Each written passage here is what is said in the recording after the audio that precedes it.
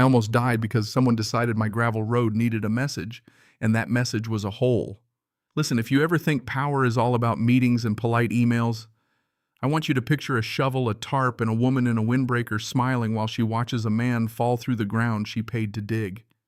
That was my Tuesday. I never used to mind the quiet. In fact, I chased it. 7 years ago, I bought 28 acres in the Colorado foothills to get away from everything that hums and blares and demands your attention. I'm Garrett 46, ex-construction hands that still remember how to square a beam without measuring twice. I fixed up the old ranch myself. Stone chimney exposed beams, a porch that begged for frozen mornings and hot coffee, and I liked being left alone. No paint police, no HOA bake sales, no one telling me what color my barn should be. For the first 5 years, it was exactly that peace. A few rescue horses, some chickens, a generator that had attitude, and a gravel road that threaded from my gate across a county strip to the highway. It was public legal and the only way in or out. It should have stayed that simple. Then a development moved in behind my ridge, cedar-sided homes, landscaped show yards, and a homeowners association with a mission statement that read like a manifesto. Silver Hills Reserve. New fences, new signs, and people who loved the idea of nature as long as it looked curated. And with that came Karen. Karen showed up one afternoon with trail runners that had never met a trail and a clipboard like it was a scroll from the Vatican. "Hi, I'm Karen," she said, smiling like a woman who'd memorized the part where she appears benevolent. She called me neighbor and asked about drainage. She asked about tile. She asked if I'd host a picnic. I humored her because what else do you do with a curious person? She brought a gift once, a vintage signal flare pistol, shiny and boxed, in case you go hiking, she said. I laughed it off. I'd lived off compass and stubbornness for decades, but I kept it in the glove box. That flare would be the strangest thing I ever owed her. At first, her visits were mildly annoying. Then they grew longer.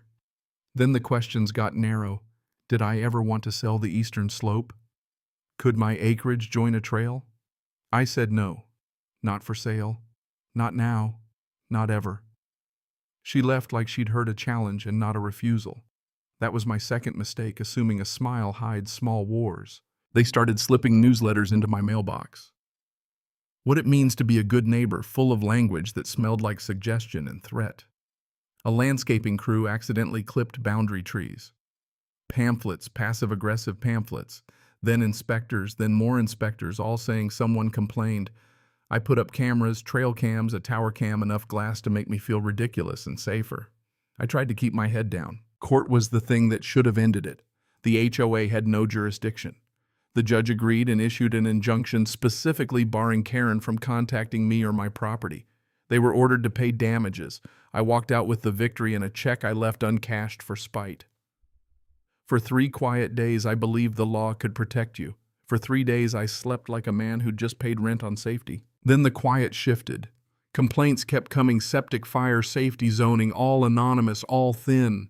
People in county badges showing up to poke and note and leave. I kept a folder, HOA nonsense. Every false complaint, every timestamp. Then one morning I found laminated newsletters on my gate: dangerous neighbors, public risk. Someone had decided to paint me as the problem. I drove past orange cones one evening and saw men setting up a surveying station. I asked, routine assessment, for who? Silver Hills. I told them the road was county property. They looked at me like I'd named a foreign god. I filed a complaint, uploaded dash cam footage. The county sent a confirmation, no permits issued. The cones stayed. That's when I watched Karen on my camera in the middle of the night flashlight and measuring tape, dragging her palm along the gravel like a queen marking land. She bent down, made a mark, took a photo. She knew what she was doing. I called Michelle, my lawyer. We filed for an emergency clarification. The court extended the injunction: no surveys, no signage, no HOA presence on that strip. The law had spoken twice. A week later, a hand-delivered letter arrived in my mailbox. The HOA respectfully insists my presence posed an obstacle to cohesion. That phrase, respectfully insists, is lawyer speak for, we'll get creative. The cameras caught people trying to disable sensors on the gate. A white SUV idled past the tree line and then sped off. I put the signal pistol under the truck seat. And then came the night the road gave way under me. It wasn't cinematic. It was a dull, crushing thud. A low crump, the sound of something big and slow breaking. 1 second I was rolling down a familiar lane, the next the world dropped. Truck trailer. Everything went down into a yawning trench. Windshield webbed, dashboard crushed, my legs pinned, ribs screaming. The cold crept in fast. No phone, no radio. The jacket was behind the seat. The engine was dead. My breath was sharp and shallow, and suddenly everything smelled like dust and airbags. I remember the flare in my glove box more clearly than the crash itself. Karen had given it to me 2 years before like a gift and a greeting card. My hands fumbled. I managed the first shot, a streak of angry red up into the sky, a pop that split the night. I waited. Nothing. I shot again and again. My fingers went numb. My teeth chattered. The third flare felt like the last gasp of a stubborn animal. When the fifth one burned and hung there, and then headlights, I cried, I think, or laughed. A voice called my name. Sirens came. They sawed the cab open and lifted me out like a broken doll. I lost time. I woke in a hospital smelling of antiseptic and sorrow. Michelle was there, jaw set. "You were right," she said. "Not about the flare, about the cameras. We watched the footage together. One camera had been ripped off its bracket. Someone had tried to blind them, but enough had survived. What the footage showed made bile rise in my throat. The morning before my crash, a convoy arrived. No markings, pickups, men in vests, shovels, a mini excavator, boards, work barriers. Karen walked that site like a foreman. She pointed to the stretch where my truck later collapsed. They dug a trench 10 feet deep, propped it with boards, threw a tarp on top, and left. No permits. No utility flags, no signage, just a trap. Michelle took the footage to the district attorney. They moved like a team that finally smelled a crime. Subpoenas, search warrants, investigators. An excavation crew leader, Anthony Rogers, walked into the sheriff's office with paperwork and a story that broke the whole thing open. He'd been paid cash. He'd been told it was an HOA safety project. When he asked for permits, he was told one would be handled internally. There was no permit. Then the dam burst. Texts and emails from Karen to crew leaders showed intent. Leave the pit open through the weekend. No reflectors. He's got it coming. An internal memo called for reminder action. The DA called it willful endangerment and misuse of public infrastructure. People were stunned. People who'd cheered her governance began to look away with the look of those who'd been complicit without knowing. From my hospital bed, the world scrolled fast. The HOA office was raided. Flash drives, ledgers, budgets taken away. Receipts found that placed HOA funds paying for private operations, special operations line items, drone purchases, off-the-books crews. Board members started resigning. Some tried to wriggle free. One treasurer handed over documents and asked for immunity. Anthony Rogers flipped and told the jury Karen had called it a message. He's got it coming, he read from a text. We'll bring him down a peg. The trial was messy and public and the sort of theater you never want until you want it badly. I sat in a wheelchair, ribs wrapped, legs in casts, and watched the prosecution lay the case out like a domino line. Michelle presented the footage, the texts, the bank records. Karen's defense was theater, a mismanaged project, bad intel, no intent. It collapsed under a single text. In Anthony's testimony, she said, "Make it deep enough, he can't roll over it." She told us no cones. The jury didn't deliberate long. Guilty on all counts.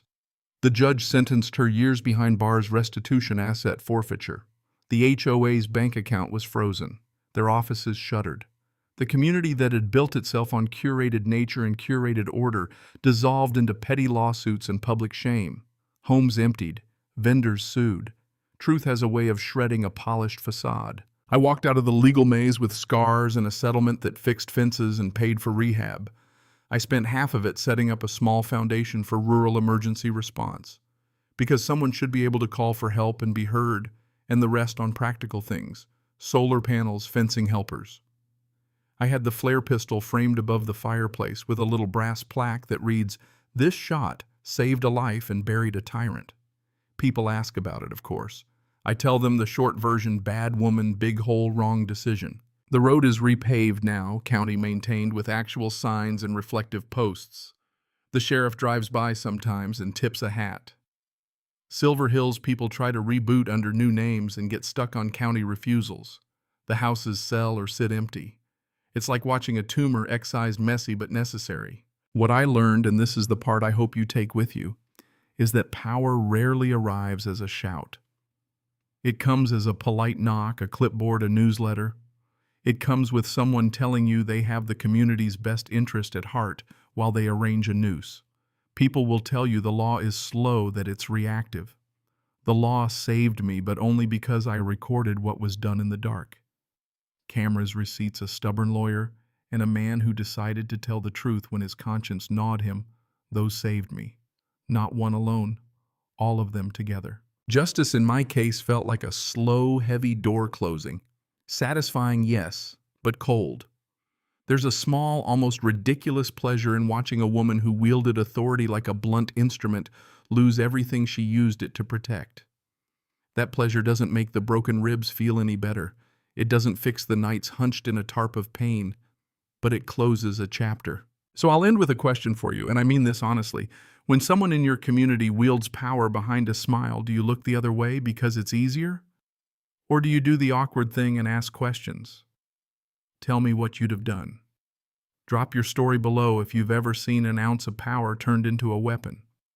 I want to hear it because every silence I broke helped make this road safer, and maybe your voice will do the same somewhere else.